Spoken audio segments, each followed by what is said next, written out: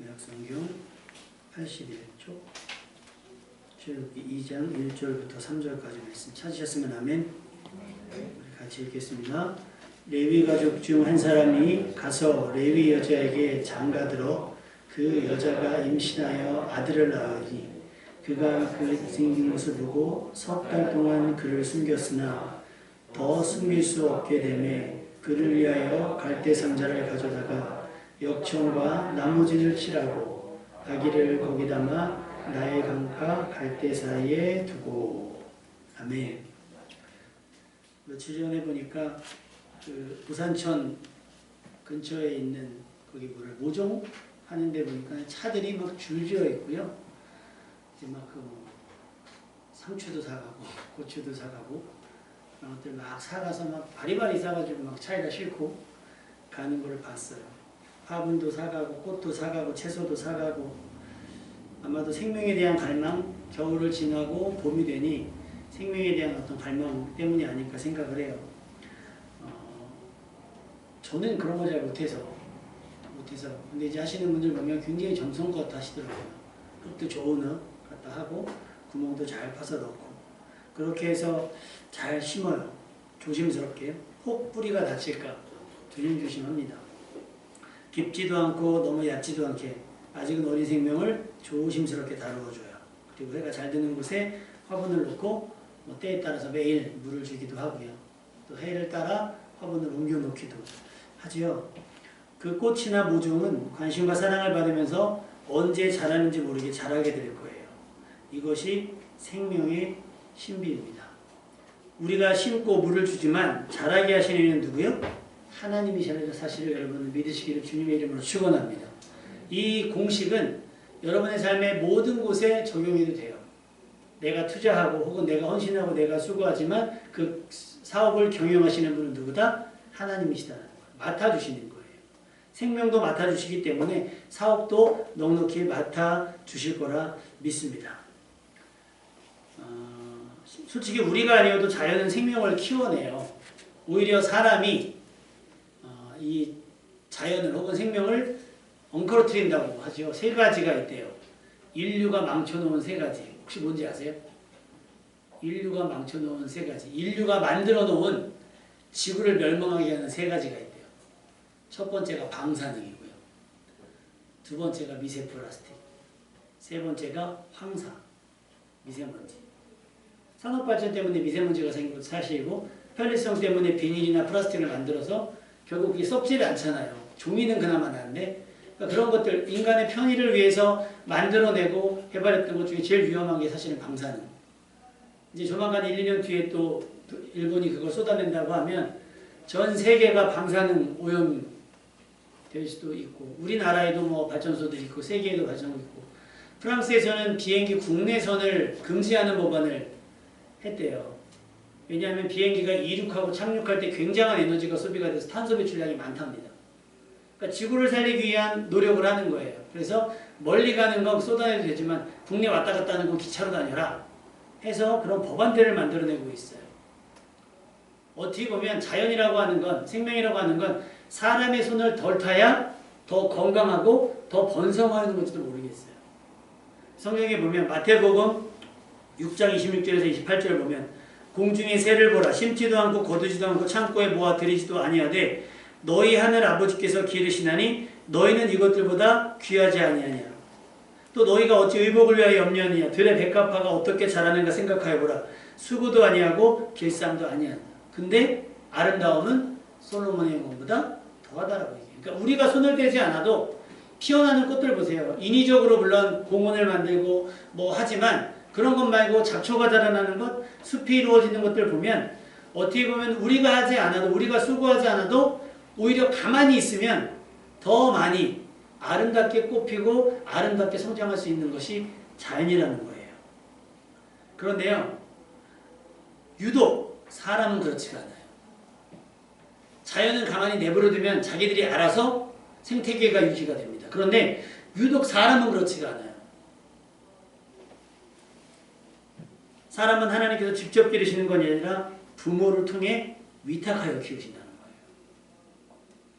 무엇이나 하실 수 있는 하나님께서 자녀만큼은 부모님을 통해 낳게 하시고 자라게 하신다는 거죠. 한 남자와 여자는 사랑으로 만나 가장 젊고 아름다울 때 부모로서의 사명을 시작하게 돼요. 오늘 본문에 보면 레위 사람 남자가 레위 여자에게 뭐예요? 장가들어요. 커서 부모를 떠나서 남녀가 결혼하는 것은 당연한 이치다라고 우리가 성경을 통해서 배웠는데, 그 소희연 씨 그 남편이죠. 임교진 씨. 임교진 씨가 왜 이렇게 눈물이 많다네요. 근데 차를 타고 가는데 무슨 음악이 나오는데 그 김현철 씨가 작사 작곡한 무슨 노래가 있는데 거기 보면 딸이 아빠한테 이렇게 가사가 그렇대요. 아빠 나도 나중에 크면 다른 남자를 만나서 사랑을 하게 되고 뭐 결혼을 하게 되죠. 근데 소희연 씨가 운전하다 남편을 보니까 대성 통곡해서 앞에 옷이 다 젖을 정도로 아직 애기가 어려요. 유치원 다니나 그러는데 어린데 벌써 그 가사에 벌써 빠져가지고 내 딸이 벌써 사랑하는 사람 만나고, 근데 그 가사 중에 그런 게 있대. 혹시 내가 싸우거나 다툼이 있으면 아빠는 내 편이 되어주세요. 그러면서 막 욕을, 아직 만나지도 않은 자기 딸 남자친구 욕을 막 하면서 막 울고 막 그러더라는 거예요. 그리고 원래 오늘 특성으로 정할 저기가 엄마가 딸에게라는 곡 있잖아요. 공부해라. 양희은 씨가 불렀던 거. 그걸 하려는데 찬양이 아니라 조금 이제 예배 시간에 이렇게 하고 그렇지는데, 근데 자기도 말씨 못했고 성실해라. 뭐 저기 하고 사랑해라. 그 자녀에게 해줄 수 있는 말, 너의 삶을 살아라. 근데 사실상 우리 아까 목사님 말씀하셨지만 부모님들이 자기 삶을 사는 분들이 어디가 있겠어요? 다 부모의 삶을 살았죠. 언제적에? 가장 전성기일 때. 가장 젊고 가장 힘있고 가장 에너지 넘치고 가장 아름다울 때. 쉽게 말하면 자기의 가치가 가장 높을 때 우린 뭐가 돼요? 부모가 된다라고 하는 거예요. 이것이 보다 사명이에요. 사명. 부모가 된다는 건요, 굉장한 용기가 필요해요. 왜? 한 번도 해보지 않았기 때문에. 다현이 처음에 태어나서 생각이 나요. 모르니까. 삐뽀삐뽀 119 책 하나만 갖고서 키웠거든요. 근데 인터넷이 그때는 이렇게 활발하지 않았어서 뭐 스마트폰이 막 그렇게 보편화되어 있고 그렇지 않으니까 얘가 열이 나는 거예요.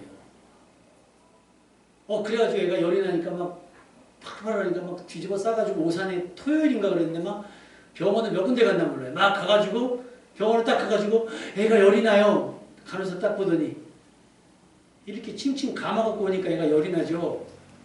벗으니까 열이 안 나요. 푸니까 열이 내리더라고요. 얼마나 초보예요. 근데 첫째 나고 둘째 되면 익숙해질 것 같죠. 둘째는 또 달라요. 우리 하연이는 지금 생각나는 게, 하연이는 쟤도 열이 났나 그래가지고 타고서 저기 고속도로 병점 지나 활주로 있죠. 아주대병원 응급실 가려고 그 활주로까지 달렸었어요. 사실상 밤에. 그러다 아는 분 통해서 전화해서 지금 병원을 가는 중인데 어떻게든지 절대로 애기들은 저녁에 뭐 응급실 가지 말아라. 그래갖고 집에 와서 언니 거 해열제 있는 걸 먹이고, 그리고 나서 목사님 모셔다가 예배 드리고, 두 번째 키우면 좀 익숙해질 만은 했는데 그것도 아니에요. 둘째는 둘째대로 또 어려워요. 이게 부모의 삶이더라는 거예요. 부모는 연습을 할 수 있는 것도 아니잖아요. 그러면 하나님께서는 생명이라고 하는 그 귀한 것, 그 생명을 그 초보 부부에게 맡기시는 거예요. 하나님의 부르심과 보내심으로 부모된 이들은 자기를 닮은 생명, 자기를 닮은 아이. 아담과 하와가 이제 가인과 아벨을 하는데 가인이 아벨을 죽이고 가인이 떠나갔을 때 하나님께 셋을 주시거든요. 그때 고백이 뭐라고 했냐면 아담이 자기를 닮은, 자기 형상을 닮은 생명을 낳아요. 그 이름을 셋이라는 거예요. 누구 닮았다 누구 닮았다, 좋은 건 자기 닮았다 그러고 좀 부족한 거는 너 닮았다 그러잖아요. 그죠? 다인한테 물어보세요. 다인 누구 닮았어요? 아기 때는 엄마 아빠요. 요즘엔 묵비권을 행사하는. 묵비권을. 하인이한테도 물어봐요. 누구 닮았어? 그럼 아이들이 이제 지금은 상황에 따라 설명을 해요. 자기네는 유리한 쪽으로 설명을 합니다. 오늘 본문의 부부가 바로 그런 용기를 낸 부부예요. 레위 사람이 레위 여자에게 뭐예요? 장가들어요. 여러분, 남과 남이 만나서 뭐 서로 몰랐던 사람들이 만나는 것도 어려운데 거기서 맺은 생명을 키워나가는 것은 얼마나 더 어렵겠어요. 그런데 더 위험한 건 뭐냐면 그 시대 상황이라고 하는 게 절대않고 쉬운 상황이 아니었어요. 출애굽기 1장 22절에 보면 바로가 그의 모든 백성에게 명령하여 이르되 아들이 태어나면 너희는 그를 나일 강에 던져버리고 딸은 살려둬라. 왜냐하면 전쟁을 하면 혹시 이스라엘이 애굽을 위협할지 모르니까 군인들 남자아이들은 아예 그냥 낳자마자 다 죽이라는 얘기예요. 나일 강에 버리라는 얘기가. 여자는 그때는 전쟁에 안 나가던 시기니까. 출생 자체가 위험한 시기였습니다. 그런데 부부는 용기를 내서 이 아이를 낳고 아이를 출생을 했는데 말씀에 보면 그 여자가 임신하여 아들을 낳으니 그가 잘생긴 것을 보고 히브리서 11장 23절에 보면 그의 부모는 아름다운 아임을 보고 왕의 명령을 생각했어요. 내가 살고자 하면 이 아이를 버리면 돼요. 근데 아이에게서 뭘 봤어요? 아름다움을 보고 잘생긴 것을 보고 특별한 걸 보고 왕의 명령을 두려워하지 않았어요. 그리고서 숨기는데 몇 달 숨기느냐? 딱 3개월 숨깁니다. 100일도 안 되는 거잖아요. 소위 핏덩이.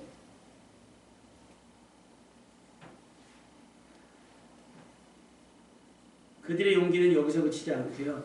더 이상 숨길 수 없는 상황이 됐을 때 부모는 아이를 위한 상자를 만들고 꼼꼼히 방수 처리를 합니다. 그리고 아기를 담아서 나일강가 아까 찬양에서 보았던 나일강가 갈대 사이에 슬쩍 놓아줍니다.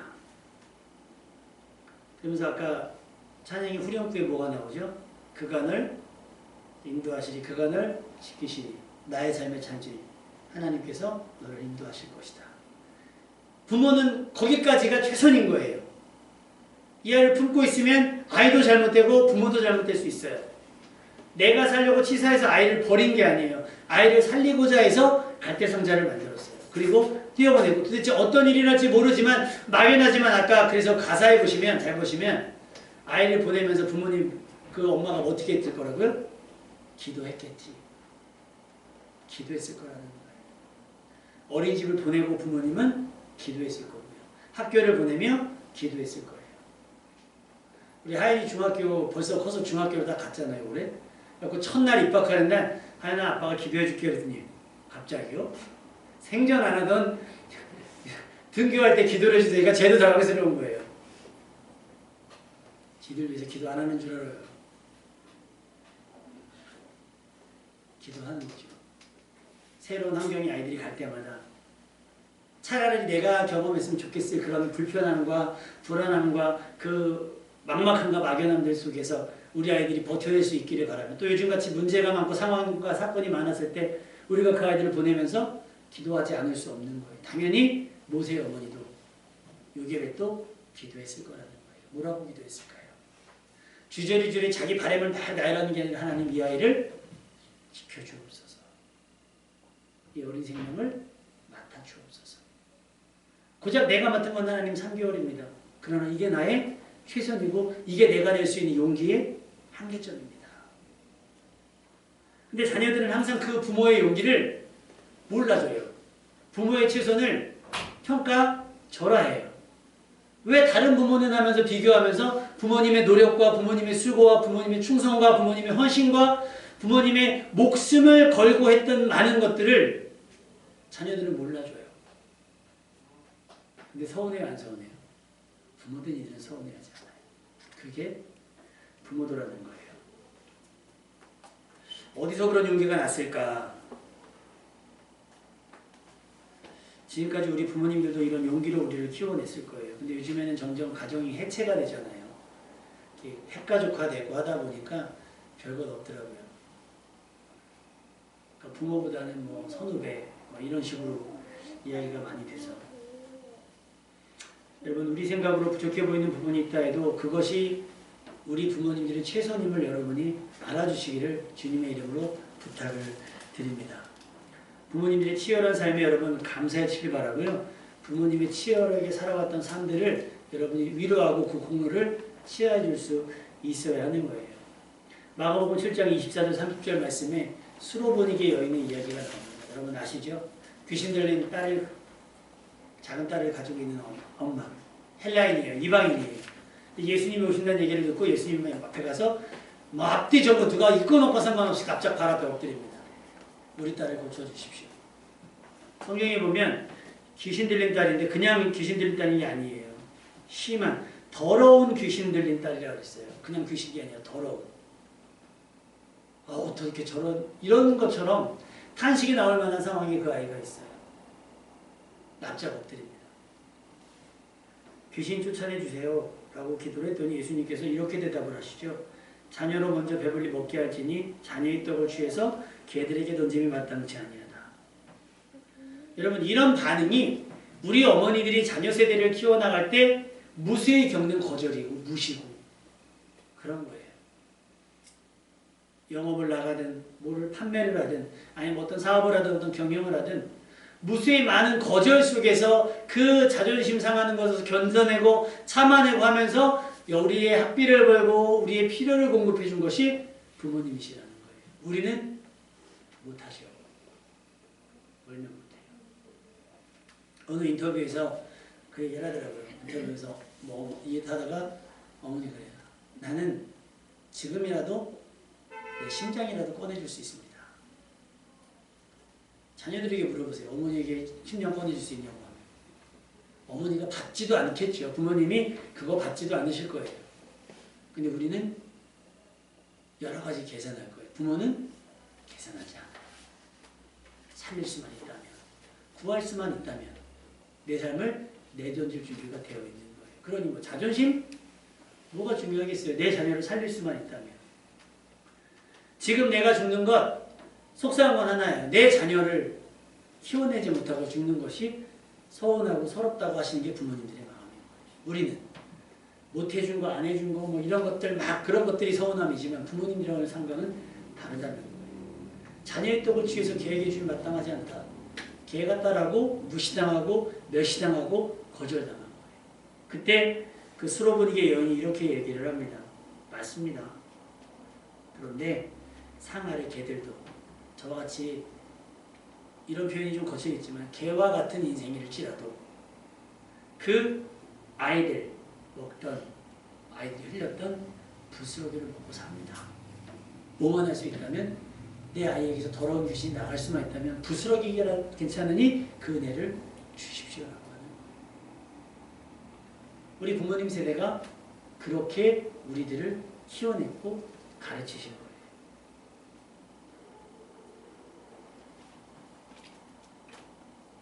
많은 사람들이 그 과정까지 겪을 수 있을까요? 일반인들은 못 겪어요. 근데 누군 겪어요? 부모는 겪고 참아냅니다.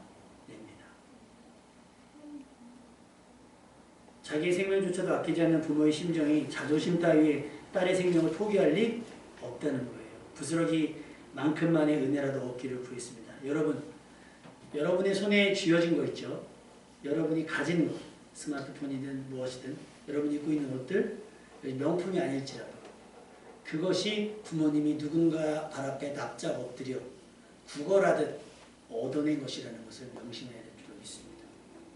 그러면 이런 걸 어떻게 입어요? 라고 할 수가 없어요. 제가 전에도 한번 말씀드린 것 같아요. 제가 할아버지랑 살 때 신발이 학교를 가는데 이렇게 쫙 벌어진 거예요. 그래서 돼지본드를 사가지고 붙였어요. 신발을 사줄 사람이 없으니까.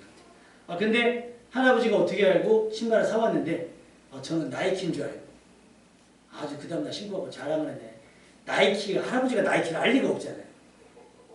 나이스죠, 나이스. 시장에서 파는 나이스. 애들이 놀려요. 야, 넌 나이키도 모르냐? 좀 많이 놀려요. 제가 그거 신었겠습니까? 안 신었겠습니까? 그냥 하는 거죠. 근데 여러분, 할아버지에서는 그게 최선인 거예요. 가장 좋은 신발인 거예요. 할아버지 형편에, 할아버지 처지에 할아버지가 해줄 수 있는 전부였던 것일 거예요.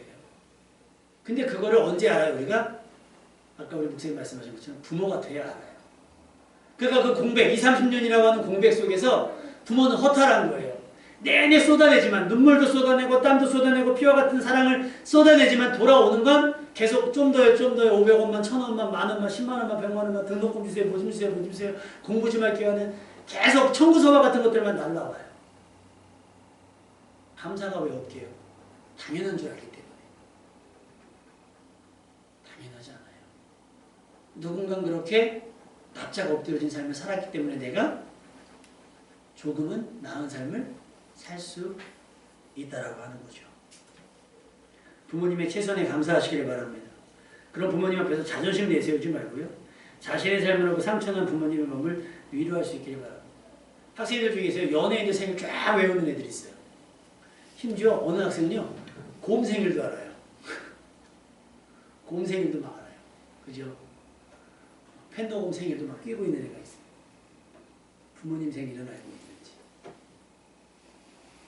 연예인의 생일 말고, 연예인 생일 때 막 냉장고 선물하는 애, 뭐 선물하는 애 있고 막 아주 뭐 조공이라고 그러죠. 막 갖다 바치는데 부모님에게는 하다 어설그러다가 다 부모님 피, 눈물, 땀 흘려다가. 그러니까 BTS가 그런 노래 부르면 안 돼요. 지들이 피땀 눈물 흘린 게 아니에요. 지들이 그렇게 되기까지 사실상 부모님이 피땀 눈물을 흘린 거죠.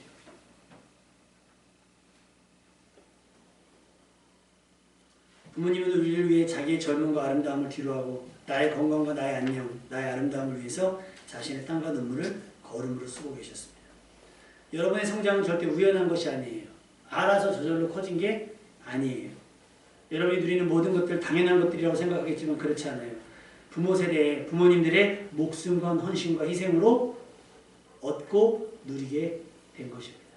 시편 22편 9절 오직 주께서 나를 모태에서 나오게 하시고 내 모친의 젖을 먹을 때에 의지하게 하셨나이다. 어머니가 필요하고요. 아버지가 필요합니다.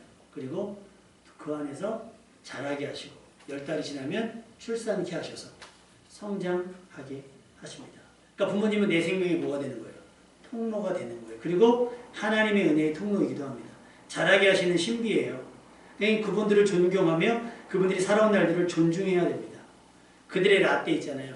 라떼는 말이지 사실상 라떼는 나오잖아요. 그럼 여러분들 꼰대꼰대 하잖아요. 그 라떼가 사실상 없어요. 왜 없어요? 그 라떼가 여러분에게 멍청 부어져 있기 때문에 그 라떼가 없는 거예요. 사실상은. 어머니의 20대, 어머니의 30대 뭐 하셨겠어요? 여러분인 거예요. 그게. 라떼는 말이지 했던 것들은 다 우리에게 쏟아져 부었기 때문에 자기에게서 한 게 아니에요. 그래서 왜 누가 그러잖아요. 왜 할머니들 머리는 다 똑같아요. 헤어스타일은 다 똑같아요. 그게 제일 싸고 오래가기 때문에 급함만 하는 거예요. 그리고 내 아들 못 내주는 거예요. 나는 멋을 포기하고 내 아들 멋을 내주는 거예요. 왜 할머니들도 다 비슷하죠? 왜 그래요? 못 내기보다는 그냥 걸치는 거죠. 누구에게 양보하는 거예요? 자녀에게 양보하기 때문에 사실상 라떼는 없어요. 근데 뭐 라떼는 말이지 막 꼰대라 그래요. 아니요. 그렇게라도 자신의 존재를 확인하고 싶으신 거예요. 내가 있었다. 너희에게 빼앗긴 건 아니지만 너희에게 다 쏟아내었던 내가 있었다라는 것이 라떼예요. 그러니까 라떼라고 그러면 어땠어요? 라고 한번 나영이도 집에 가서 엄마한테 물어봐. 엄마의 20대는 어땠어요? 엄마의 20대. 사진 보세요. 사진 보면 그 어느 보험회사에서 그거 했더라고요. 핸드폰 사진, 배경사진. 부모는 자녀 사진.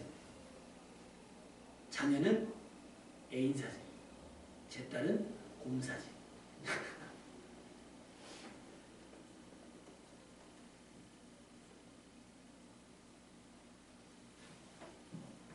자기의 이름보다는 누구누구의 아버지로 어머니로 살아왔어요. 많이 들었잖아요. 나중에는 부부끼리 부를 때도 그렇게 불러요. 여보 자기 얘기하는 거 누구 아빠, 누구 엄마 이렇게 불러요. 그러니까 나를 완전히 부정하는 거예요. 왜? 그래야 내 아이들을 세울 수 있고 키울 수 있으니까요. 자기의 이름보다 누구누구의 아버지, 어머니로 살아오시고 살아간 이들, 그 부모님들을 여러분이 앞으로는 즐겁게 또 기쁘게 해드리는 인생이 되었으면 좋겠어요. 잠언 23장 25절 내 부모를 즐겁게 하며 너를 낳은 어미를 기쁘게 하라. 이것이 여러분의 사명이고 목적인 거예요. 그래서 지난주에 말씀드렸잖아요. 여러분이 뭐예요? 부모의 상급인 거예요. 여러분이 잘 되면 부모님이 어깨 쫙 펴고 다녀요. 저는 제 조카가 의대 갔는데도 괜히 그냥 뿌듯하더라고요. 내 아직 내 자식이 간 건 아닌데도 조카만 가도. 그러니 그 부모는 얼마나 그게. 이제 의사가 돼봐요. 변호사가 돼봐요. 아니면 무슨 뭐 저기가 돼봐요. 그럼 누가 올라가요? 자제분이 뭐하세요? 우리 아들이 의사. 여기까지만 얘기해도요. 부모님이 쫙 올라가요. 여러분이 해드릴 수 있는 건 그거예요. 부모님을 기쁘게 해드리는 것, 즐겁게 해드리는 건 바로 그거라는 거예요. 우리를 삶의 이유로 정하신 부모님을 위해서 우리는 부모를 즐겁게 해드리고 결과적으로 우리 삶이 부모님들에게 상급이 될 수 있는 그런 삶을 살아가야 될 줄로 믿습니다. 부모님의 자존심을 세워드리는 자녀가 되십시오. 부모님과 대화하며 그들의 일상 가운데 가까이 하는 것이 저기예요. 1년에 한 번 찾아가서 100만 원, 1000만 원만 드리는 것보다 물론 그렇게 100만 원, 1000만 원을 더 좋아하시는 부모님도 있어요. 있는데 일상에서 살갑게 하는 것 그것이 더 큰 효도일 수 있겠다는 생각을 해요. 요즘이요. 그런 소소한 행복을 선물했으면 어떨까 하는 생각이 들고요. 시대적으로 가장 암울한 시기에 가지게 되었던 어린 생명 아까 영상에도 봤던 아기의 이름 누군지 아시죠? 그 아기가 바로 모세가 되는 거예요. 모세의 부모는 아므람과 요게벳이에요. 그들이 용기가 아니었으면 그냥 나이 강강에 버려져야 되는. 그러나 그 부모의 용기가 뭘 만들어요? 갈대상자를 만들게 돼요. 그들은 그 시간들을 숨죽이며 그 3개월이 마치 3000년 같지 않았을까? 그리고 하루하루가 아쉽지 않았을까?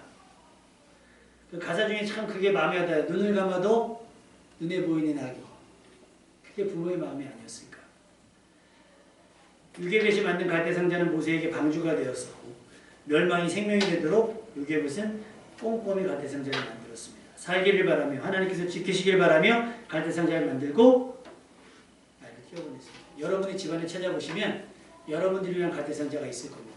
앨범에 혹은 일기에 여러분들의 이야기, 여러분들을 위해서 했던 일들이 있었을 거예요.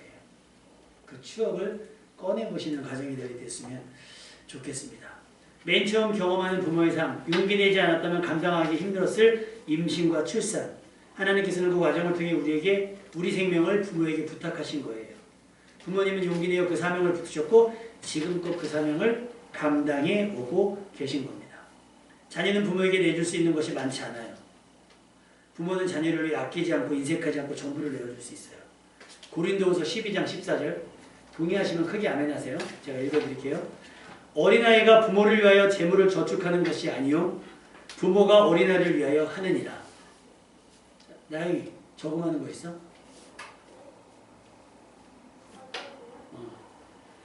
누구를 위해서? 그렇죠.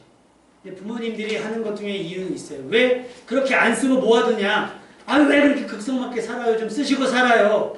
쓰고 싶죠. 근데 어떻게 보면 쓸 줄을 모를 만큼, 쓰는 방법을 잃어버릴 만큼 너무 안 쓰고 사셨기 때문이고. 누굴 위해서? 자녀들을 위해서. 자녀는 그렇게 살지 않아요. 부모는 자녀를 위해 저축하고 아끼는 거예요. 그것이 부모의 마음입니다. 그래서 부모의 연애는 갚을 수 없다고 합니다. 하나님께서 가장 신뢰하는 사람 누굴까? 부모입니다. 그러니 충분히 존경하셔도 돼요. 하나님께서는 부모를 통해 여러분에게 유전자를 선물하셨고 여러분의 안전을 보장하셨고 여러분의 성장을 돕게 하셨습니다. 오늘 이후로 여러분은 특별히 어버이날이기 때문에가 아니라 매일매일을 어버이날처럼 부모님을 기쁘게 하고 즐겁게 하는 부모의 상급되는 자녀가 되시길 바라고 우리 부모된 어른들은 건강하시고 늘 평안하시고 하시는 일이 형통하시기를 주님의 이름으로 축원합니다.